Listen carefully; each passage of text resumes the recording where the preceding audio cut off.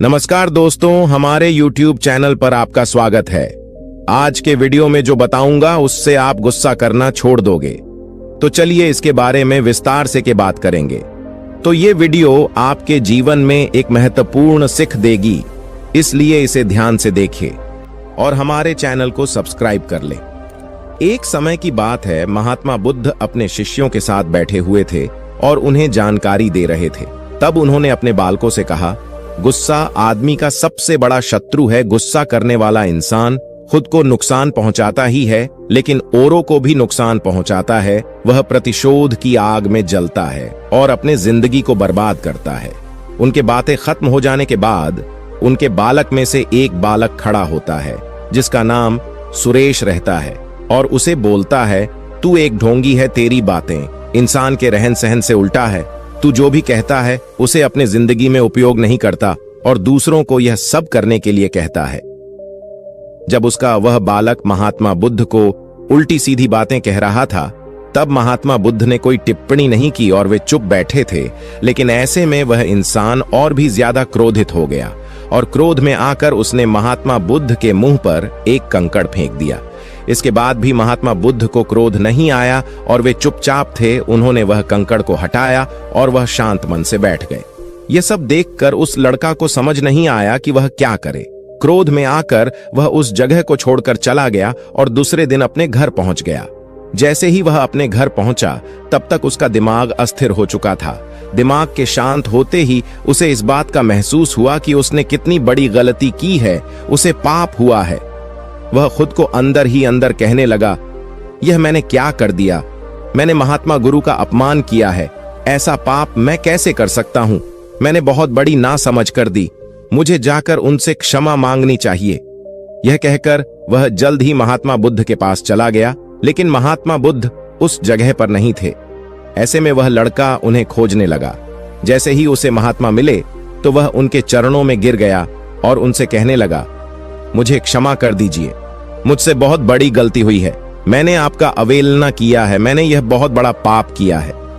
यह सब देखकर महात्मा बुद्ध ने उससे कहा, शांत हो जाओ, क्या बात है, मुझे बताओ, तुम कौन हो महात्मा बुद्ध के? यह पूछने पर वह लड़का अचंभित हो गया। वह सोचने लगा कि महात्मा गुरु मुझे कैसे नहीं पहचान सकते हैं, मैंने तो उनका अवहेलना किया था। यह सोचकर उसने गौतम बुद्ध से कहा, मैं वही बालक हूं जिसने कल आपका अपमान किया था और आप इतनी जल्दी मुझे नहीं पहचान रहे हैं। गौतम बुद्ध ने उस लड़का से बोला, मैंने तो पहले ही वह जगह छोड़ दिया है और तुम अभी तक वहीं खड़े हो। तुम्हें अपनी गलती का एहसास हो गया है, तुम महसूस कर चुके हो। अब तुम आज के दिन में जीने का फैसला लो।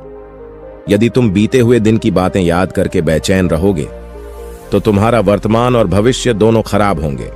तुम अपनी गलती से सीखो, उसे दोबारा करने की जगह आज को सही करो। हमें बीती हुई बातों को बीती हुई में ही रखकर आगे बढ़ना चाहिए। वह अच्छा हो या गलत, उसके बारे में बार बार महसूस नहीं करना चाहिए। मैं बीती हुई चीजों को पीछे छोड़कर आगे बढ़ता हूं और ऐसा ही हम सबको करना चाहिए। गौतम बुद्ध की यह बातें सुनकर वह लड़का और भी ज्यादा प्रेरित हुआ और उनसे बोला, मैं आज से आपकी हर एक बातों को माना करूंगा। उस लड़का का अब गलती किया हुआ कम एहसास होने लगा।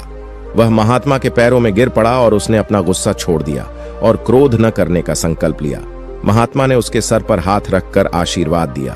उस दिन से उस लड़का में बदलाव आया और उसके जिंदगी में सच्चाई की, प्रेम और अच्छे विचार की धारा बहने लगी।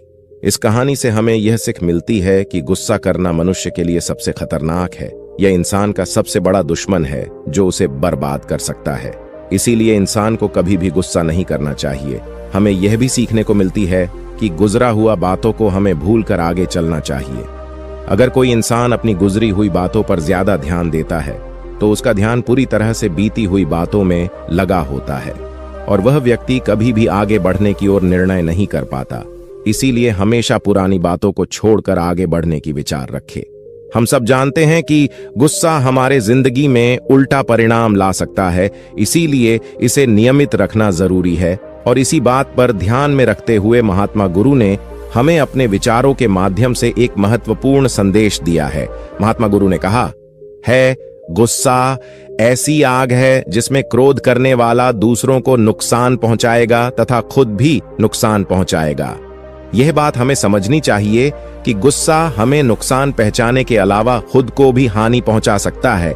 जब हम गुस्सा में होते हैं, हम लगातार चिंता में रहते हैं, दिमाग स्थिर होता है और हमारी विचार करने की क्षमता प्रभावित हो जाती है। क्रोध हमारे रिश्तों को भी नुकसान पहुंचा सकता है। जब हम गुस्सा में होते हैं तो हम क्रोध में अपने पास वाले व्यक्ति से बदले की विचार रखते हैं और उनसे अन्यायपूर्ण व्यवहार कर सकते हैं। यह हमारे रिश्तेदार, दोस्त और समाज में दूसरों के साथ अच्छे व्यवहार खराब हो सकता है। इसीलिए हमें गुस्सा को नियंत्रण रखना जरूरी है। महात्मा बुद्ध ने हमें दिखाया है कि शांति और सुख का रास्ता क्रोध से होकर नहीं जाता है। वास्तविक शांति और सुख का मार्ग अच्छे विचार की स्थिति के माध्यम से प्राप्त होता है। महात्मा गुरु ने हमें यह भी बताया है कि हमें पश्चाताप करना चाहिए और गलतियां से सीखना चाहिए। जब हम पश्चाताप करते हैं तो हमारी बुद्धिहीनता और दुर्व्यवहार के प्रभाव से मुक्त होने का रास्ता खुलता है। हमें आत्मसंयम का विकास करना चाहिए और गुस्सा को नियंत्रण रखने के लिए ध्यान और दिमाग का विकास करना चाहिए। मेरे प्यारे मित्रों, क्रोध हमारे जीवन में उल्टा परिणाम ला सकता है। हमें अपने आप को नियंत्रण रखने की सक्षम होना चाहिए। हमें पश्चाताप करना और उससे सीखना चाहिए। अगर कोई इंसान हमारा अवहेलना करता है, अभद्र बोलता है, तो हमें शांत रहना चाहिए। ऐसी बातें को अपने अंदर दिमाग में नहीं लेनी चाहिए, क्योंकि अगर हम ऐसी बातें अपने दिमाग में लेंगे तो हमें भी गुस्सा आएगा। सामने वाला इंसान क्रोध करके खुद का नुकसान कर लेता है, हम भी क्रोध करेंगे तो हमारा भी नुकसान हो जाएगा। इसलिए हमें अपने क्रोध को नियंत्रण में रखना चाहिए और दूसरों के गुस्से का सामना शांत दिमाग से करना चाहिए। महात्मा गौतम बुद्ध जी ने कहा, गुस्सा आग और ज्वालामुखी की तरह होता है। इसके चपेट में आने से केवल बर्बादी ही होगा। उसने अनर्थ और गलत काम किया। अगर उसी लड़का की तरह मैं भी गुस्सा हो जाता तो मैं भी अनर्थ और गलत काम कर लेता। वह इंसान हो सकता है किसी मुसीबत में रहा हो, किसी चीज को लेकर परेशान रहा हो, जिसके वजह से वह यह गलत काम कर लिया हो। मित्रों, गुस्सा करके हम अपने दिमाग को खराब करते हैं। गुस्सा करके हम अपने मुंह से कुछ भी गलत बातें बोल देते हैं। गुस्सा करके हम बेकार की किसी से लड़ाई झंझट कर लेते हैं। गुस्सा करने से हमारे द्वारा करी गई निरर्थक काम को घंटों तक, सप्ताह तक, महीनों तक या फिर सालों तक उस बोले गाए बात को लेकर परेशान रहते हैं। कई बार हम क्रोध में कुछ ऐसा कर बैठते हैं जो हमारे मृत्यु समय ही खत्म होती है। हम जब किसी भी सही या गलत बात को बर्दाश्त नहीं कर पाते, तब हमारा स्वभाव बेचैन होता है और हम गुस्सा करने लगते हैं। लेकिन उस क्रोध से नुकसान किसका हो रहा है? अगर आप किसी बात से या किसी को कुछ कहने से क्रोधित होते हैं तो हम कहीं ना कहीं अपना ही नुकसान कर रहे हैं। उस क्रोध की वजह से सामने वाला इंसान जो आपको कुछ बोलकर या कहकर, जिसकी वजह से आप परेशान होकर क्रोधित हुए, वह तो शांत होकर चला गया। उसे जो बोलना था वह बोल लिया। लेकिन आप क्या कर रहे हैं? आप तो गुस्सा होकर खुद का नुकसान ही कर रहे हैं, दिमागी रूप से या फिर शारीरिक रूप से। जिस बात पर आप गुस्सा हो रहे हैं, उस बात को आप एक बार शांत मन से सोचने और समझने की कोशिश करेंगे। सच में कह रहा हूं, आप गुस्सा करना होना छोड़ देंगे। आपका दिमाग में समझ में आ जाएगा कि इसकी वजह से केवल और केवल अपना ही बर्बादी होता है और किसी का नहीं। अपना दिमाग खोने से बचने के लिए आपका सबसे अच्छा उपाय यह पहचानना शुरू करना है कि आप कब और क्यों गुस्सा हो रहे हैं। क्रोध और हताशा को नियंत्रण करना सीखना भावनात्मक कल्याण को बढ़ा सकता है और एक स्वस्थ, खुशनुमा जिंदगी की ओर ले जा सकता है।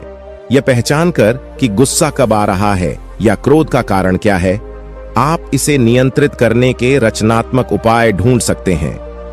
हमने एक स्वस्थ शरीर में उस गुस्से को नियंत्रित करने के तरीके के रूप में एक सरल तकनीक बताई है।